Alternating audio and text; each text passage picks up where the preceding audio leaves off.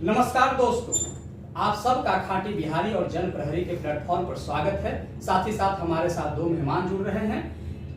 खाटी बिहारी से धर्मवीर पटवर्धन जी हैं और राजनीतिक रूप से बहुत ही जागरूक, जुझारू सामाजिक कार्यकर्ता हैं प्रदीप झा जी। नमस्कार। आप दोनों को हमारे प्लेटफॉर्म पर स्वागत है। बहुत बहुत धन्यवाद आपका। सर, बिहार में एक लहर है, खास करके हर व्यक्ति के जुबान पर एक ही बात है, मनीष कश्यप, मनीष कश्यप, मनीष कश्यप प्रकरण। आप मनीष कश्यप को किस नजर से देखते हैं? किस नजर से मतलब? मनीष कश्यप आपके नजर में मनीष कश्यप क्या है? मेरी व्यक्तिगत जहां तक मानना है कि मनीष कश्यप को मैं कम से कम पत्रकार तो नहीं मानता। हो सकता है कि मेरी बातें बहुत सारे लोगों को बुरा लगेगा जी, लेकिन मैं पत्रकार तो नहीं मानता है।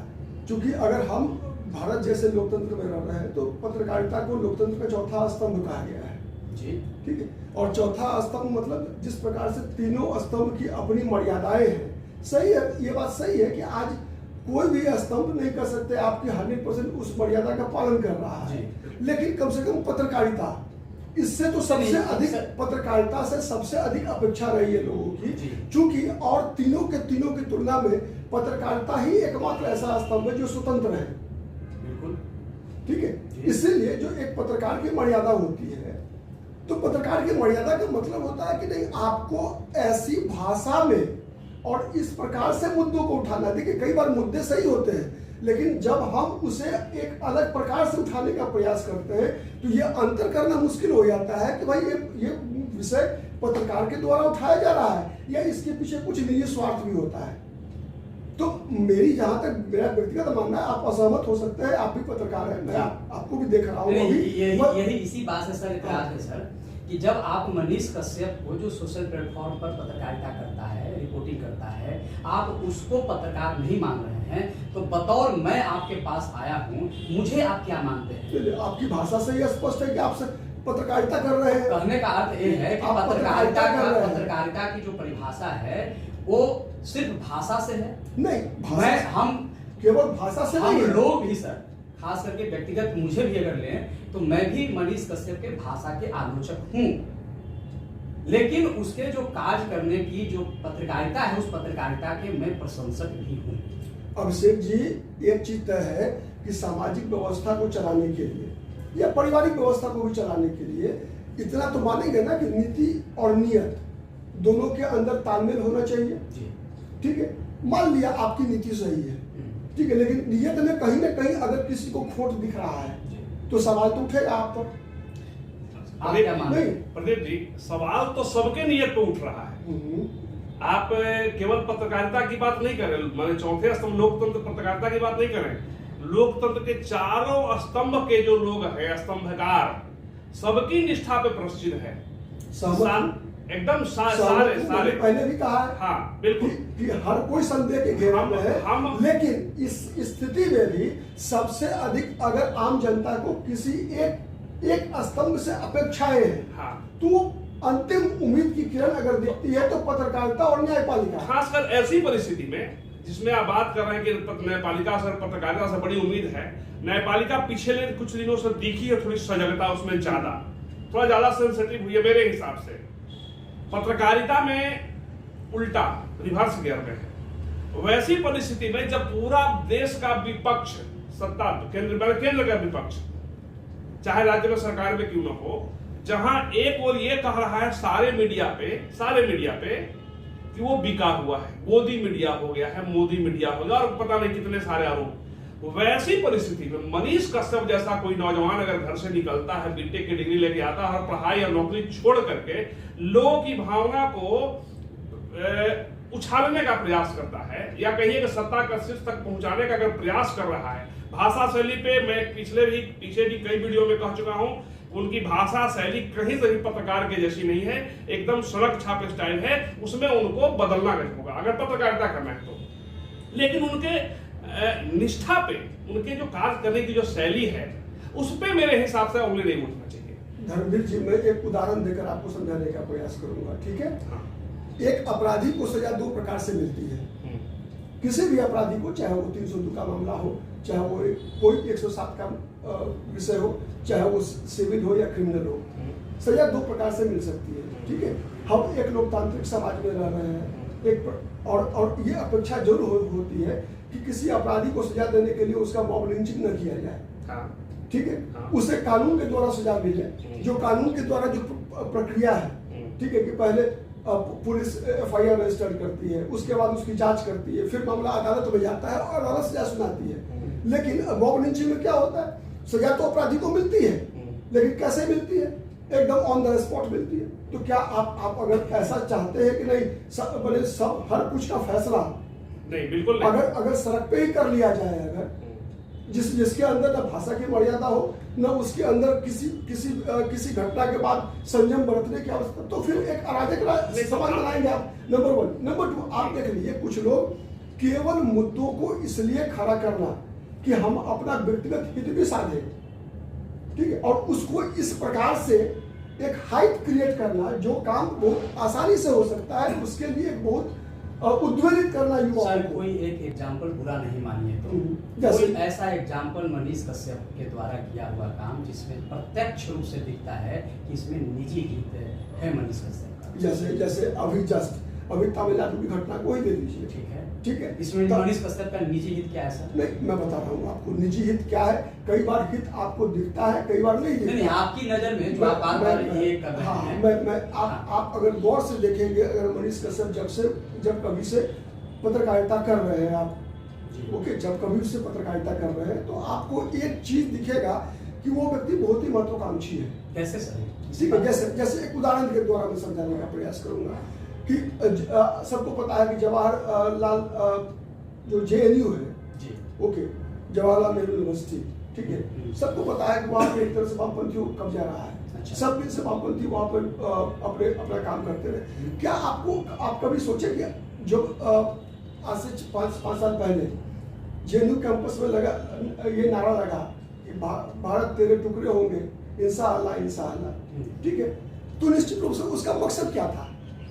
ऐसी सोच के लोग तो वहां भी है, लेकिन अब वो प्रत्यक्ष रूप से, जैसे फॉर एग्जाम्पल, वो वहां एक हाइप क्रिएट कर रहा है। डाइवर्ट हो रहे हैं सर। नहीं, आप मेरे प्रश्न से डाइवर्ट हो रहे हैं। अच्छा, मेरा प्रश्न ये है कि आपको कहीं भी मनीष कश्यप के कोई पत्रकारिता में, जो उसके सोशल मीडिया पर अभी भी वीडियो उपलब्ध है, उसको स्टडी करने से, देखने से आपको कहीं लगता है कि इस वीडियो में मनीष कश्यप का निजी हित, जिसको आप बोल रहे हैं महत्वाकांक्षा, कौन सी उनकी निजी महत्वाकांक्षा? देखिए, महत्वाकांक्षा रखना पालना अच्छी गलत नहीं है, गलत नहीं। कुछ पैसों के लिए जहां आप इशारा कर रहे हैं इसी को कि भाई, या अपना चैनल चलाने के लिए जो अफवाह किया, आप वह भी कर सकते हैं कि कई स्टोरी ऐसी। आपको क्या लगता है कि कोई निजी महत्वाकांक्षा की वजह से पत्रकारिता मनीष कश्यप करते हैं? निजी महत्वाकांक्षा को हम इस रूप में देखते हैं कि चैनल बनाया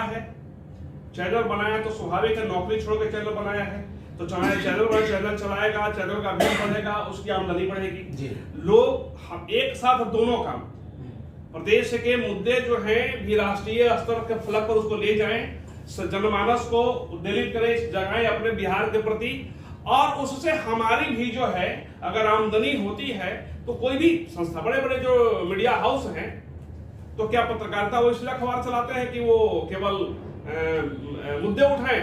उनकी एक सिस्टम है, पेट है, उनके पीछे पेट पे गमछा बांध करके तो नहीं करेगा काम। लेकिन साथ साथ एक पत्रकार की सामाजिक जिम्मेवारी भी होती है। इसी बात को शब्दों की ऐसा कुछ नहीं है। देखिए, ये हमारी बात रखने का, हमारी भावनाओं को रखने के लिए सोशल मीडिया प्लेटफॉर्म है। इस तकनीकी युग में अभिषेक जी 1975 की घटना अगर आप देखें, हजारों पत्रकार जेल में थे। नहीं, तो ये बहुत छोटी घटना है, इसलिए तो ये बहुत ही छोटी घटना है। ठीक है, इसमें एक बात से मैं सहमत हूँ, ठीक है, कि हो सकता है कि व्यक्तिगत वैमनस्यता के कारण भी इनके ऊपर थोड़ा कठोर कार्रवाई हो रही है। ये विषय है, क्योंकि राजनीतिक सबसे प्रमुख विषय ये है कि आपको किसी व्यक्ति का मूल्यांकन उसके कार्यों के आधार पे, और तो अब अभी अगर मनीष कश्यप की बात मैं करूं तो उसे 2 भागों में बांट कर देखना होगा। ठीक है, अभी का जेल जाना और मनीष कश्यप का पहले की भूमिका थोड़ा सा, चूंकि जेल जाने ये अभी उस मनीष कश्यप के साथ जो हुआ, हाँ। जो ये केस हुआ, इसे मैं गलत मानता हूँ, गलत मानता हूँ। अच्छा, आप इसको गलत मानते हैं? प्रक्रिया, ये तरीका गलत है। तरीका गलत है। अगर कुछ मामलों में, जैसे मैंने कहा कि मनीष कश्यप जैसे पत्रकार को गंभीरता से किसी विषय को उठाने की आवश्यकता थी, बहुत अधिक ज्यादा उद्वेलित होना और शब्द का संचय जो है उसको ठीक से रखने की आवश्यकता है। लेकिन साथ साथ जो अभी जो कार्रवाई हुई, ये तो मैं वही बोलने वाला था, बीच में विषयांतर हो गए हम लोग, ठीक है। इसमें निश्चित रूप से राजनीतिक मर्यादा का भी हनन हुआ, क्योंकि अब निश्चित रूप से मनीष कश्यप कई ऐसे विषय को उठा रहे थे जिससे कि बहुत सारे राजनीतिक दल के लोग नाखुश हो सकते हैं, नाखुश थे भी, ठीक। तो बदला साधने का प्रयास हुआ है। ये एक निश्चित रूप से टारगेटेड है, इससे सहमत हूं मैं। लेकिन साथ साथ ये भी विषय है कि पत्रकार को शब्दों, चूंकि पत्रकार अपने शब्दों से ही खेलता है, प्रिंट मीडिया में है तो लिख कर, इलेक्ट्रॉनिक मीडिया में है अगर तो बोल कर, ठीक है। और उसका असर वो बहुत सारे ऐसे युवाओं को प्रेरित करता है पत्रकार अपने शब्दों से, जिसका कि समाज पर सकारात्मक और नकारात्मक असर भी होता है, ठीक है। जब आप कोई इस तरह का कहीं पे बाइट ले रहे हैं, ठीक है, तो अब वहां का जो माहौल है, आपके बहुत सारे लाखों फॉलोअर्स है तो निश्चित है कुछ न कुछ प्रभाव तो आपका पड़ेगा ही समाज के ऊपर। सर, इसमें आपकी नजर में बेहतर पत्रकार हो, जो अच्छे से अपना पत्रकारिता धर्म को निभा। मैं दो तीन लोग को इस मामले कैटेगरी में रखता हूँ, ठीक है। अगर इलेक्ट्रॉनिक मीडिया की बात करें तो मुझे व्यक्तिगत जहाँ तक मेरा पसंद है, रजत शर्मा को सुनना मुझे अच्छा लगता है, ठीक है। वो कभी कभार ऐसा लगता है कि किसी पक्ष में झुका हुआ होता है उनका, लेकिन कम से कम कभी भी और लोग किसी के लिए भी शब्द की जो मर्यादा है उसका वो कभी उल्लंघन नहीं करते। सर, दूसरा प्रश्न मेरा ये है कि सोशल मीडिया पर काम करने वाले लोगों को आप पत्रकार मानते हैं? नहीं, निश्चित रूप से मानते हैं, क्यों नहीं।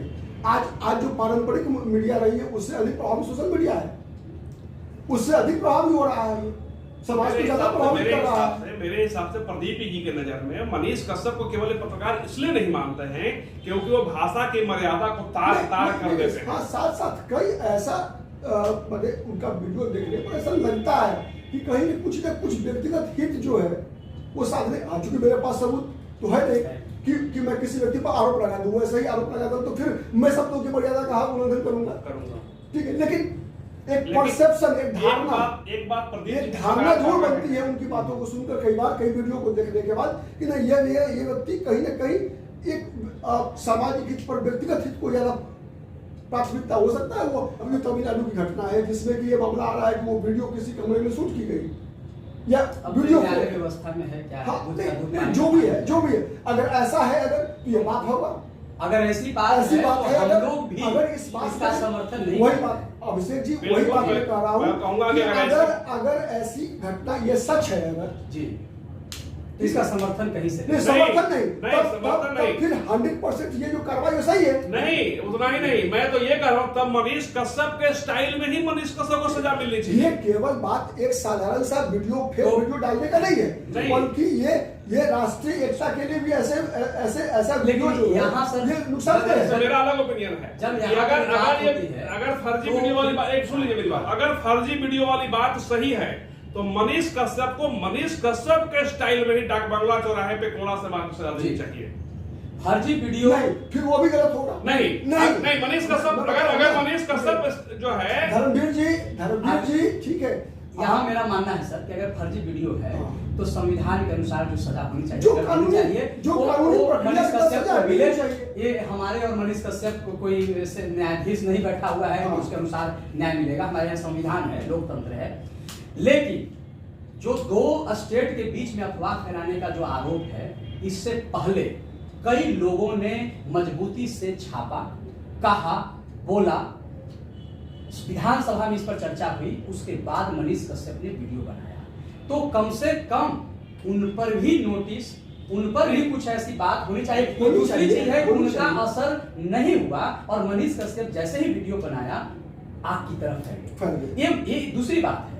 लेकिन उससे पहले लोगों ने प्रयास किया है, इस बात को छापा है, तो इसलिए लगता है कि उन लोगों के साथ कोई उनको पर कार्रवाई नहीं हो रही है। और मनीष कश्यप पर कार्रवाई हो रही है। तो इससे लगता है कि कहीं ना कहीं कुछ न कुछ भेदभाव के ये तो ये टारगेटेड तो है ही, इसमें कोई असहमत नहीं हो सकता कि ये टारगेटेड है, वो दिख रहा है। प्रदीप जी, लेकिन ये कितना जायज कि आप, ठीक है सरकार ने एफआईआर किया और आप सरकार को सरकार को ये चैलेंज कर दे कि जेल से छूट लूंगा तो 180 दिन में सरकार गिरा दूंगा, ये पत्रकार के नाते जवाब दे कहां तक जाएगा? इसीलिए तो मैंने कहा कि एक पत्रकार अगर समाज को प्रभावित करता है, इंस्पायर करता है, ठीक है, मनीष कश्यप के बहुत सारे ऐसे अंधभक्त भी हैं, ठीक है, जो उनको फॉलो करते हैं, तो निश्चित रूप से इसीलिए उनको अपने व्यवहार में, अपने शब्दों से हर चीज की मर्यादा का उल्लंघन नहीं करना चाहिए। अगर अब आप एक राजनीतिक व्यक्ति के रूप में अगर चुनौती देते हैं, ठीक है, एक पत्रकार को भी अधिकार है व्यक्तिगत स्तर पर, लेकिन ये कि नहीं मैं इस व्यक्ति को मुख्यमंत्री नहीं बनने दूंगा। अरे सरकार की 180 दिन के अंदर सरकार गिरा दूंगा, ये लाइन जो है एक पत्रकार के नाते से आप नहीं बोल सकते, एकदम गलत है, गलत है इस बात को। तो आप देख रहे थे जनप्रहरी मीडिया और खांटी बिहारी। यह विमर्श आपको कैसा लगा? आप अपनी प्रतिक्रिया कमेंट बॉक्स में दीजिएगा और यदि अच्छा लगे तो इस वीडियो को शेयर, लाइक कर दीजिएगा। और हाँ, यदि अभी तक आपने सब्सक्राइब नहीं किया इस चैनल को तो सब्सक्राइब कर दें, क्योंकि नेक्स्ट वीडियो का नोटिफिकेशन आपको मिलता रहे। और आज के विमर्श का निष्कर्ष यही निकला कि कोई भी पत्रकार हो, यदि पत्रकारिता करता है, हाथ में माइक लेता है, तो उसे अपनी भाषा की मर्यादा और संविधान के जो मानक है उसके तहत काम करना चाहिए। इन्हीं शब्दों के साथ हम सबको विदा करें। जय हिंद। बहुत बहुत धन्यवाद अभिषेक जी।